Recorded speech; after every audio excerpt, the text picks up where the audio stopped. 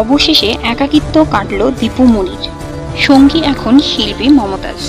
রাজনীতির ব্যস্ততা, দলীয় কর্মকাণ্ড আর প্রশাসনিক দায়িত্বে ডুবে থাকা সদ্য নিষিদ্ধ সংগঠন আওয়ামী লীগের সাবেক মন্ত্রী ডক্টর দীপু মনি গত 5ই আগস্ট ছাত্র জনতার গণ অভ্যুত্থানে আওয়ামী লীগের পতন ও সাবেক প্রধানমন্ত্রী শেখ হাসিনা দেশ ছেড়ে যাওয়ার পর থেকেই তিনি নারী সংসদ সদস্যদের মধ্যে প্রথম গ্রেপ্তার হন এবং কেন্দ্রীয় কারাগারে কারাভোগ করছেন।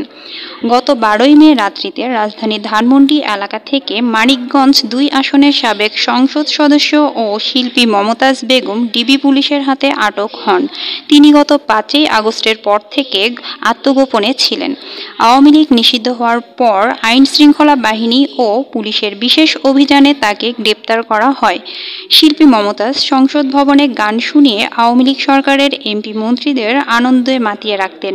এতে করে অনেক বিতর্ক পরিস্থিতির শিকার হন। ছাত্র জনতার গণ অভ্যুত্থানে শেখ হাসিনা দেশ ছেড়ে যাওয়ার পর থেকেই আত্মগোপনে ছিলেন এই সংসদ সদস্য। তার আটকের পর থেকেই সামাজিক যোগাযোগ মাধ্যম ফেসবুক সহ বিভিন্ন প্ল্যাটফর্মে আলোচনা সমালোচনার ঝড় বয়ে যাচ্ছে। কেউ আবার তার বুক ফাটানো গান ফাইটা যায় ওরে ফাইটা যায় আবার নতুন করে গাইছেন। কেউ ভালোবাসার মানুষ যখন ডাকে রে, মন কি আর ঘরে বসে থাকে রে, এমন বিভিন্ন গান ও মন্তব্য পোস্ট করছেন জনগণ।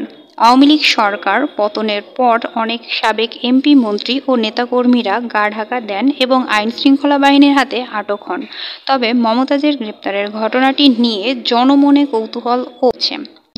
দীপুর একটা গতি হয়েছে, এখন আর তাকে একাকিত্ব কাটাতে হবে না। গান গেয়ে ঘুম পাড়ানোর একজন কণ্ঠশিল্পী তার সঙ্গী হলেন।